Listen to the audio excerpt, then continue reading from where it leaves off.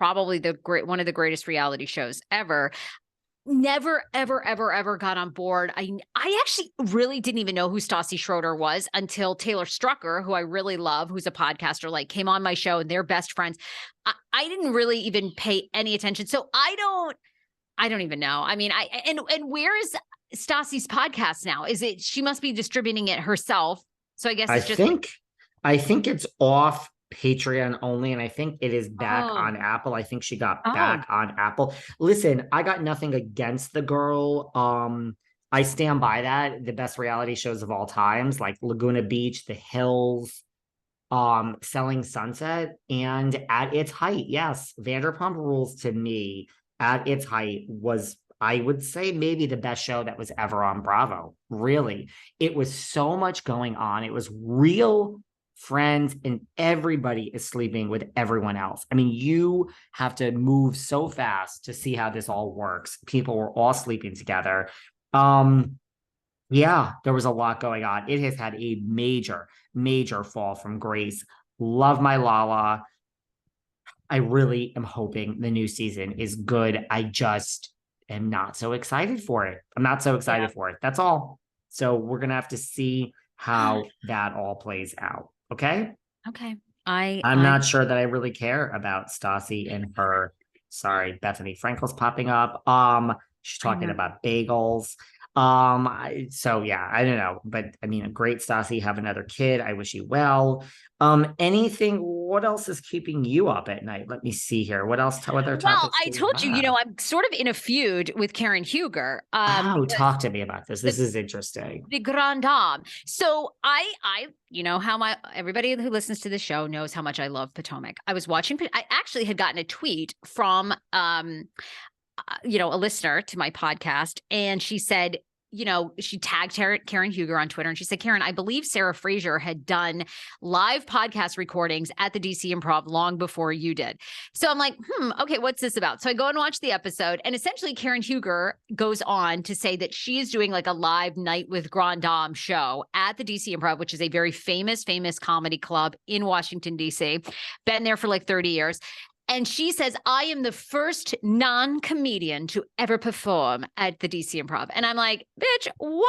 Like, for years, I mean, I started my podcast at the DC Improv, literally and truly. Like, I am friends with the owner. I love Allison Jaffe so much. And so I had seen her at Fox 5 DC. And I said, I think I'm going to start a podcast. And she was like, why don't you do it at the Improv? I was like, oh my God. All right. So for 2 years, I recorded every single week, daily or almost daily, a show like my podcast. And then I did live shows there. And so the Grand Dame does this whole scene with, the Black Bill Gates and her assistant or whatever about how she's doing this show. And she's the first woman. I'm like, excuse me. No. So I just made a video yesterday, and everyone was like, people were like, yeah, I was at your show. Not only that, it's not just me. The DC Improv has welcomed, I guess the blatant lie of it was so funny to me, because has the Grand Dame responded yet and come for you? The Grand Dame has not responded, but I plan on making a second video today, day 2 of waiting for my apology from the Grand Dame. Milk it, bitch. Milk that shit. I'm going to milk the fuck out of it. I'm going to milk the fuck out of cow. it. And by the way, I mean, the DC Improv has had like talent shows there with local news people. They've had psychics there. They've had magicians. I mean, come on. It's like, it's just the most ridiculous made up line. I don't know if it was her line or a producer line, but I'm like, give me a break, Karen. There's nothing you're doing is groundbreaking. I'm looking her up right now. No, guess what? Because she's doing another show in Philly. I have something to say about this. What do you have to say? This show, is she calling it the Grand Dame and Friends? What is it called? I mean, she better not call it, because fucking Countess will come and sue her ass. Hold on. Let me see something. Karen Huger, official Karen Huger. So she's doing her second show, An Evening with a Grand Dame and Friends. Countess, hey, sorry, get the Countess on the phone. Hey, Lou, you got to sue Karen. So she did this in New York City. And guess what? Yeah. I was invited to the Grand Dame's show in New York City by her team. They said, you are major. You have a podcast. You should be hosting it. Guess what? This is no shade. I said yes, because I mean, we say yes to everything, right? And then the day Sort of. came for me to attend the Grand Dames live show in New York. And guess what? What? Guys, I wasn't in New York City. So I did not attend the Grand Dame show. And I never called anyone to say I wasn't coming.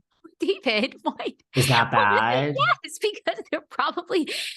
because they're probably banking on big people, big personalities and stars like you to go there, and they want you to social media about it. They want you to Oh my God. What? You're never gonna be invited again. Don't Are worry. you kidding me? I'm sorry. Like it's not, I wasn't, there's no arrogance in this. I just wasn't in New York and I couldn't attend the Grand Dame. I figured like if I just didn't show up, who's gonna really know if David Yontef is there? And if I call and say I'm not coming, it's gonna call attention to that. Although now I'm talking about it on this platform, and so everyone's gonna know, and then it's just yeah.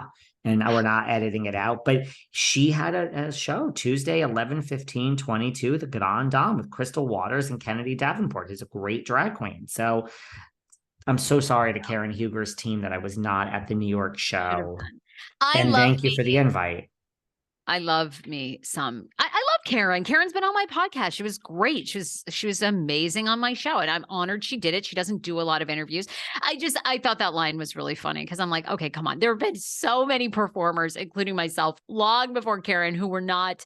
I mean, I'm sort of on the cusp because I've always done morning radio that's been comedy. I've done improv. So, but you were a big deal in You were a big deal in DC over there. Back in the day on the Kane show on morning radio. And now, welcome to LA. It's a doggy dog. Yeah, now exactly. I got to get hustling again. I don't know. I got to do something or show my butthole on OnlyFans, one or the other. But those are all good options. All right. I have to love you and leave you, though. Really? Yes, David, things are busy here in I know. And we actually did a longer episode, the last one. So we're going to say goodbye to everyone. Listen, I'm hungover and I'm miserable. So follow Behind the Velvet. Night. And follow us on social media at Behind Velvet. Oh, do you know who I'm meeting tonight? Who I'm having dinner with tonight? I want people to follow our dinner tomorrow night that we're having, our dinner and drinks. Okay, yes. Who are you? Tonight I'm having dinner with the one, the only, Patti Stanger, millionaire matchmaker. My God. Well, give Patti a big hug for me. I want to meet Patti someday. I love Patti. Was a legend. Patti was a legend back in the day on television. Patti's like my real friend, like not industry related. I talk to Patti like 100 times a day. So wait a minute, but does Patti still have a matchmaking company at all, or no? Is she out of that? She does. She does. She just asked me yesterday, are you looking for someone? I'm like, Patti, we're not doing this right now. So, I speak to her. I was on Millionaire Matchmaker. I told you that before. Yes, I remember. Go and find that episode, everyone, from 2010. Jesus fucking Christ, 2010.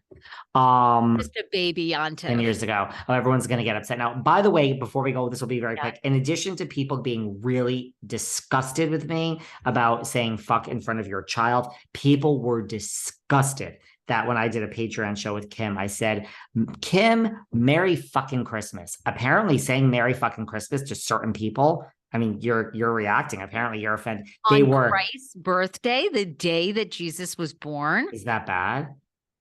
No, I'm not offended, but I told them to fuck off. I said, fuck off. Like, that's not meant as anything. They said, how would you feel if I said Merry fucking Hanukkah? And I said, great. Like, that sounds great. Or what if we said happy fucking Hanukkah, David? I mean, that kind of is like, Hanukkah. I get what. You've never heard anyone say Merry fucking Christmas? I've heard a lot of people say that. Well, apparently I offended all sorts of people by saying that. I don't apologize. I'm sorry. Don't apologize. I am never offended. I am not offended by that at all. I'm not like, at least I say things like, I wasn't upset with Bernie Madoff.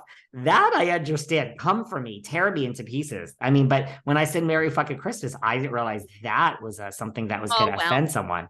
Okay, there you go. But I'm not offended. Don't apologize. Ending on, I mean, God, like the look on your face, I'm like, I think I'm about to offend someone else right in front of me here today. No, you're not. You can never offend me. I just get why. Anytime people are talking about Jesus